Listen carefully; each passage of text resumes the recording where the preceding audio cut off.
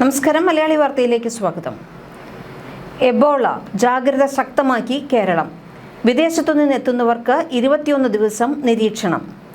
മധ്യ ആഫ്രിക്കയിൽ വീണ്ടുമുണ്ടായ Ebola virus വ്യാപനം ലോകാരോഗ്യ രംഗത്തെ ആശങ്കയിലാഴ്ത്തുകയാണ്.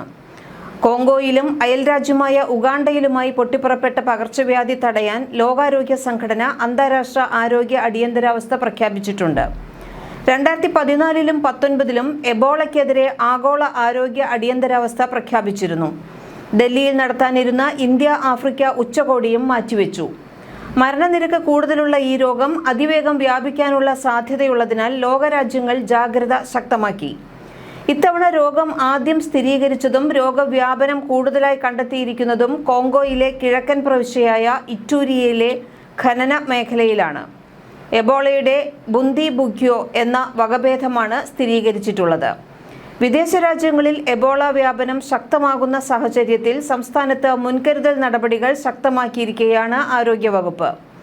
ലോകാരോഗ്യ സംഘടനയും കേന്ദ്ര സർക്കാരും നിർദ്ദേശിക്കുന്ന രാജ്യങ്ങളിൽ നിന്ന് കേരളത്തിലെത്തുന്ന യാത്രക്കാരെ 21 ദിവസം വരെ ആരോഗ്യ നിരീക്ഷണത്തിൽ പാർപ്പിക്കാനാണ് തീരുമാനം.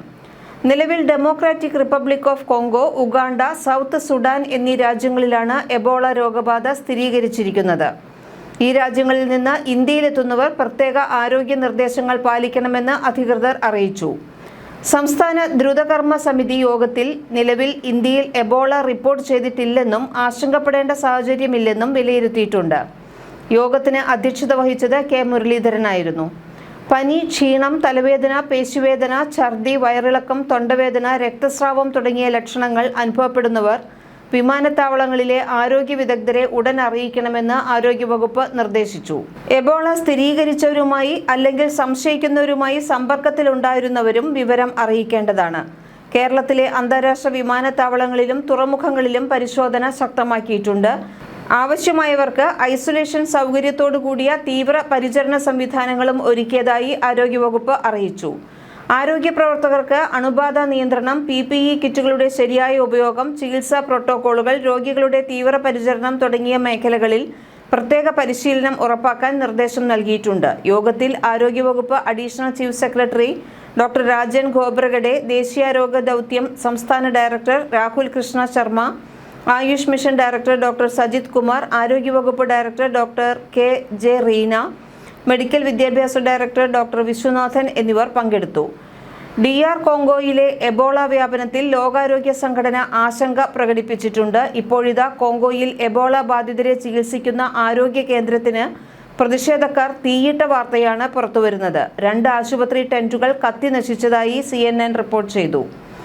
പ്രതിവിധികളില്ലാതെ എബോള വലിയ രീതിയിൽ പടർന്നു പിടിച്ചതോടെയാണ് സംഭവം ഉണ്ടായത്. മരിച്ച വ്യക്തിയുടെ മൃതദേഹം വിട്ടുകൊടുക്കുന്നതുമായി ബന്ധപ്പെട്ടുണ്ടായ തർക്കങ്ങളാണ് ആക്രമത്തിൽ കലാശിച്ചത്.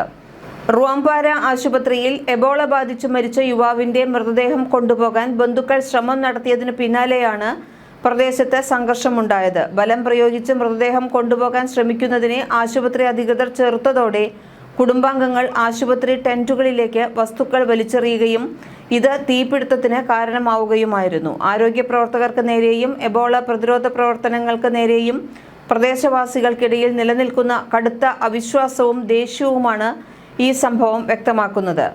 ആരോഗ്യ കേന്ദ്രങ്ങളെക്കുറിച്ച് വരുന്ന തെറ്റായ വിവരങ്ങൾ പ്രചരിപ്പിക്കുന്നതാണ് ഇത്തരം സംഭവങ്ങളിലേക്ക് നയിക്കുന്നതെന്ന് അധികൃതർ കരുതുന്നു. ഇറ്റൂരി പ്രവിശ്യയിലെ പല ആളുകളും എബോള ഒരു നുണയാണ് എന്ന് വിശ്വസിക്കുന്നവരാണെന്ന് കോങ്കോയിലെ A2RC രാഷ്ട്രീയ പാർട്ടിയുടെ നേതാവ് ലൂക്ക് മൊംബേലെ പറഞ്ഞതായിട്ടാണ് അറിവ്. എന്താണ് യഥാർത്ഥത്തിൽ സംഭവിക്കുന്നതെന്ന അവബോധം പലർക്കും ലഭിച്ചിട്ടില്ല. എബോള വെള്ളക്കാരന്റെ കണ്ടെത്തലാണെന്നും യഥാർത്ഥമല്ലെന്നും കരുതുന്നവരുണ്ടെന്നും മാംബെലെ പറഞ്ഞു. രോഗബാധിതരുടെ ശവസംസ്കാര ചടങ്ങുകൾ സുരക്ഷാ മാനദണ്ഡങ്ങൾ മുൻനിർത്തിയല്ലെങ്കിൽ അതും രോഗവ്യാപനത്തിന്റെ വ്യാപ്തി കൂട്ടുമെന്ന് ലോകാരോഗ്യ സംഘടനയുടെ മുന്നറിയിപ്പ് ഉണ്ട്. ഇറ്റൂരി പ്രവിശ്യയിലെ റാംപാര എന്ന നഗരത്തിൽ വ്യാഴാഴ്ചയാണ് ഈ ആക്രമണ സംഭവം അരങ്ങേറിയത്. എബോള ബാധിച്ചു മരിച്ചുവെന്ന് കരുതപ്പെടുന്ന പ്രാദേശിക ഫുട്ബോൾ കളിക്കാരന്റെ മൃതദേഹം ബന്ധുക്കൾക്കും സുഹൃത്തുക്കൾക്കുമായി വിട്ടുനൽകാൻ അധികൃതർ വിസമ്മതിച്ചതാണ് ജനങ്ങളെ പ്രകോപിപ്പിച്ചത്. എബോള ബാധിച്ച് കുറഞ്ഞത് 160 മരണങ്ങൾ സംഭവിച്ചതായും 671 കേസുകൾ സംശയിക്കുന്നതായും DR കോങ്കോ വ്യാഴാഴ്ച അറിയിച്ചു. രോഗവ്യാപനത്തിന്റെ പശ്ചാത്തലത്തിൽ ലോകാരോഗ്യ സംഘടന ആരോഗ്യ അടിയന്തരാവസ്ഥ പ്രഖ്യാപിച്ചിട്ടുണ്ട്. എബോളയുടെ അത്യപൂർവമായ വകഭേദം ബൂഞ്ചിബൂഗോയാണ് പുതിയ വ്യാപനത്തിന് പിന്നിൽ. എബോള വൈറസിന്റെ 6 വകഭേദങ്ങളിൽ ഒന്നാണ് ബൂഞ്ചിബോഗോ. സൈർ, സുഡാൻ, ടൈ ഫോറസ്റ്റ്, റോസ്റ്റോൺ, ബോംബാലി എന്നിവയാണ് മറ്റുള്ളവ. വാക്സിൻ കണ്ടെത്തിയിട്ടില്ല എന്നതാണ് ബൂഞ്ചിബോഗോ എന്ന വകഭേദത്തിന്റെ ഏറ്റവും വലിയ വെല്ലുവിളി. വാക്സിനോ പ്രത്യേക ചികിത്സയോ ലഭ്യമല്ലാത്ത വകഭേദമായതിനാൽ അസാധാരണ വകഭേദം എന്നാണ് ലോകാരോഗ്യ സംഘടന ഈ വകഭേദത്തെ വിശേഷിപ്പിക്കുന്നത്. 2014-16 കാലഘട്ടത്തിൽ പടിഞ്ഞാറൻ ആഫ്രിക്കയിലുണ്ടായ എബോള വ്യാപനത്തിൽ 28,600-ലധികം പേർക്ക് രോഗം ബാധിച്ചിരുന്നു. 1976-ൽ എബോള കണ്ടെത്തിയതിനു ശേഷമുള്ള ഏറ്റവും വലിയ വ്യാപനമായിരുന്നു ഇത്. കോങ്കോയിലെ 17ാമത്തെ രോഗബാധയാണ് ഇത്. കഴിഞ്ഞ വർഷം ഓഗസ്റ്റിലാണ് കോങ്കോയിൽ ഇതിനു മുമ്പ് എബോള റിപ്പോർട്ട് ചെയ്തത്. അന്ന് 34 പേരാണ് മരിച്ചത്. 2018-2020 കാലത്ത് എബോള വൈറസ് ബാധിച്ച് 2300 പേരാണ് ഇവിടെ മരിച്ചത്. Virus ബാധയാണ് Ebola. രോഗബാധിതരുടെയോ രോഗം മൂലം മരിച്ചവരുടെയോ രക്തത്തിലൂടെയോ വിസർജ്യത്തിലൂടെയോ മറ്റ് സ്രവങ്ങളിലൂടെയോ ഒക്കെ രോഗം പകരാവുന്നതാണ്. കുരങ്ങുകൾ, മാനുകൾ, മുള്ളൻ പന്നി തുടങ്ങിയ മൃഗങ്ങളിലും ഈ രോഗം കാണുന്നുണ്ട്. രോഗം ബാധിച്ച മൃഗങ്ങളുടെ വിസർജ്യങ്ങളിലൂടെയോ അവയുടെ മാംസം ഭക്ഷിക്കുന്നതിലൂടെയോ രോഗം മനുഷ്യരിലേക്ക് പടരാം. വൈറസ് ശരീരത്തിൽ പ്രവേശിച്ച് 2 മുതൽ 21 ദിവസത്തിനുള്ളിൽ രോഗലക്ഷണങ്ങൾ പ്രകടമാകും. സാധാരണ വൈറൽ രോഗങ്ങളിൽ കാണുന്നതുപോലെ പനി, തലവേദന, പേശിവേദന, തൊണ്ടവേദന എന്നിവയും ചിലപ്പോൾ ഛർദി, തൊലിയിലെ തിണർപ്പ് എന്നിവയും ഉണ്ടാകാം. താരതമ്യേന ആരോഗ്യമുള്ളവരിൽ രോഗാവസ്ഥ കുറച്ചു ദിവസങ്ങൾ കൊണ്ട് തനിയെ മാറും. എന്നാൽ ചിലരിലാകട്ടെ ഗുരുതരമായ രക്തസ്രാവം ഉണ്ടാകാറുണ്ട്. രോഗം വന്ന് 5 മുതൽ 7 ദിവസങ്ങൾക്കുള്ളിലാണ് ഇവ കാണപ്പെടാറുള്ളത്. ഇത്തരക്കാരിൽ ക്രമേണ കരൾ, വൃക്ക തുടങ്ങിയ അവയവങ്ങളുടെ തകരാറ് മൂലം മരണം സംഭവിക്കാറാണ് പതിവ്. സാധാരണ കാണുന്ന ഡെങ്കിപ്പനി, എലിപ്പനി തുടങ്ങിയ രോഗബാധയുണ്ടാക്കുന്നവർക്ക് ഗുരുതരാവസ്ഥയുണ്ടാകുന്നതിന് കാരണം നേരത്തെ ഉണ്ടായിരുന്ന പോഷകാഹാരക്കുറവും കരൾ രോഗവും മദ്യപാനവുമൊക്കെയാണ്. എയ്ഡ് വിഭാഗത്തിലുള്ള മരുന്നുകളുടെ ഉപയോഗവും രോഗബാധയുള്ളവരെ ഗുരുതരാവസ്ഥയിലാക്കും. രോഗത്തെ പ്രതിരോധിക്കുകയാണ് ചെയ്യാവുന്ന ഏറ്റവും ഫലപ്രദമായ കാര്യം. ജന്തുജന്യ രോഗമായതിനാൽ തന്നെ ശരിയായി പാകപ്പെടുത്തിയ മാംസം മാത്രം കഴിക്കുന്നത് രോഗസാധ്യത ഇല്ലാതാക്കും. വായു, വെള്ളം, മറ്റ് ഭക്ഷ്യവസ്തുക്കൾ എന്നിവ വഴി രോഗം പകരാൻ ഇടയില്ല. അതിനാൽ തന്നെ ശരിയായ മുൻകരുതലിന് രോഗം പകരുന്നത് തടയാൻ കഴിയും. രോഗബാധിതരുടെയോ രോഗം മൂലം മരിച്ചവരുടെയോ രക്തത്തിലൂടെയോ വിസർജ്യത്തിലൂടെയോ മറ്റ് സ്രവങ്ങളിലൂടെയോ ഒക്കെയാണ് രോഗം പൊതുവെ പകരുന്നത്. അതിനാൽ ഇത്തരം കാര്യങ്ങൾ കൈകാര്യം ചെയ്യുമ്പോൾ മുൻകരുതൽ നടപടികൾ സ്വീകരിക്കേണ്ടതാണ്. രോഗബാധ കണ്ടെത്തിയവരെ ഐസൊലേഷൻ വിഭാഗത്തിൽ എത്തിക്കുക, സമ്പർക്കം ഒഴിവാക്കുക, എത്രയും പെട്ടെന്ന് സപ്പോർട്ടീവ് ചികിത്സ ലഭ്യമാക്കുക.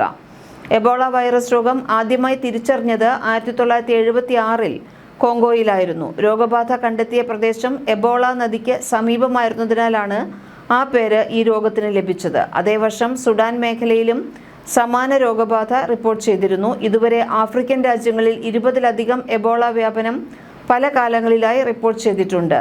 വന്യജീവികളിൽ നിന്നുള്ള വൈറസ് മനുഷ്യരിലേക്ക് പകരുകയും തുടർന്ന് മനുഷ്യരിൽ നിന്ന് മനുഷ്യരിലേക്ക് അതിവേഗം വ്യാപിക്കുകയും ചെയ്യുന്നതാണ് ഏറ്റവും വലിയ ഭീഷണി. വലിയ പഴംതീനി വവ്വാലുകളെയാണ് വൈറസിന്റെ സ്വാഭാവിക സ്രോതസ്സുകളായി സംശയിക്കുന്നത്. ചിമ്പാൻസി, ഗൊറില്ല തുടങ്ങിയ ആൾക്കുരങ്ങുകൾ, കാട്ടുമാൻ പോലുള്ള വന്യമൃഗങ്ങൾ, വവ്വാലുകൾ തുടങ്ങിയവ മനുഷ്യരിലേക്കുള്ള വൈറസ് വ്യാപനത്തിൽ പങ്കുവഹിച്ചിട്ടുണ്ട്.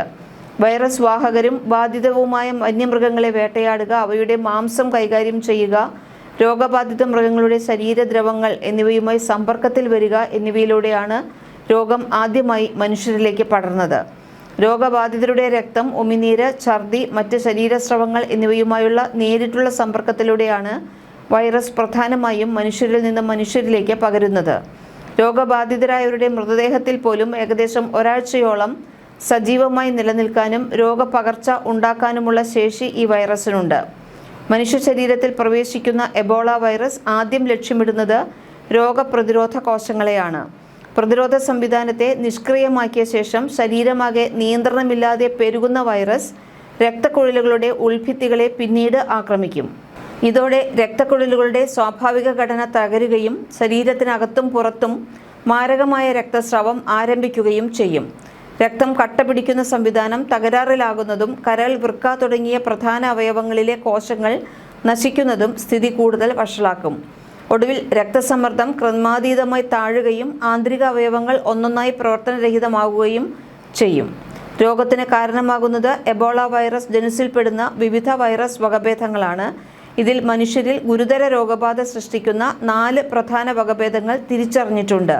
അവയിൽ ഏറ്റവും അപകടകാരി സയർ എബോള വൈറസ് വകഭേദമാണ്. ബുന്ദിബുഗ്യോ വൈറസ് വകഭേദം വഴി മനുഷ്യരിൽ രോഗബാധ റിപ്പോർട്ട് ചെയ്യുന്നത് ചരിത്രത്തിൽ ഇത് 3ാമത്തെ തവണയാണ്. 2007 ഉഗാണ്ടയിലെ ബുന്ദിബുഗ്യോ മേഖലയിൽ പകർന്ന രക്തസ്രാവത്തോടുകൂടിയ പനിബാധയെ തുടർന്നാണ് ഈ വൈറസ് വകഭേദം ആദ്യമായി തിരിച്ചറിയുന്നത്. സസ്തനി വിഭാഗമായ ആൾക്കുരങ്ങുകളെയും അതീവ മാരകമായി ബാധിക്കുന്ന വൈറസാണ് എബോള. ഒരു കാലത്ത് കൃത്യമായ പ്രതിവിധി ഇല്ലാതിരുന്ന എബോളയെ ചെറുക്കാൻ ഇന്ന് ഫലപ്രദമായ വാക്സിനുകളും മരുന്നുകളും വികസിപ്പിച്ചെടുത്തിട്ടുണ്ട്. എബോള സയർ വകഭേദത്തിനെതിരെ നൽകുന്ന എർവെബോ എന്ന വാക്സിൻ രോഗപ്രതിരോധ രംഗത്തെ വലിയൊരു മുന്നേറ്റമാണ്. രോഗികളുമായി സമ്പർക്കത്തിൽ വരുന്നവരിലേക്ക് രോഗം പടരാതിരിക്കാൻ റിംഗ് വാക്സിനേഷൻ രീതിയാണ് പ്രധാനമായും നൽകുന്നത്. ഉയർന്ന രോഗസാധ്യതയുള്ളവർക്കായി ഷാബ്ഡേൻ, മൗബിയോ തുടങ്ങിയ വാക്സിനുകളും ലഭ്യമാണ്. രോഗബാധിതരുടെ ചികിത്സയ്ക്കായി വൈറസിനെതിരെ നേരിട്ട് പോരാടുന്ന മോണോക്ലോണൽ ആൻറ്റിബോഡി മരുന്നുകളും ഇന്ന് ഉപയോഗിക്കുന്നുണ്ട്. രോഗബാധയുടെ പ്രാരംഭഘട്ടത്തിൽ തന്നെ ഈ മരുന്നുകൾ നൽകിയാൽ മരണനിരക്ക് വലിയ തോതിൽ കുറയ്ക്കാനാകും. ബുന്ദിബുഗ്യോ ഉൾപ്പെടെയുള്ള മറ്റു വകഭേദങ്ങൾക്കെതിരെ പൂർണ്ണ സംരക്ഷണം നൽകുന്ന വാക്സിനുകൾക്കായുള്ള ഗവേഷണങ്ങൾ പുരോഗമിക്കുകയാണ്. ഇതുവരെ ഇപ്പോൾ പടരുന്ന എബോളയ്ക്കുള്ള മരുന്ന് കിട്ടിയിട്ടില്ല. അതുകൊണ്ട് തന്നെ രോഗം പകരാതിരിക്കാൻ വളരെയധികം ശ്രദ്ധിക്കേണ്ടതാണ്. ന്യൂസ് ഡെസ്ക് മലയാളി വാർത്ത.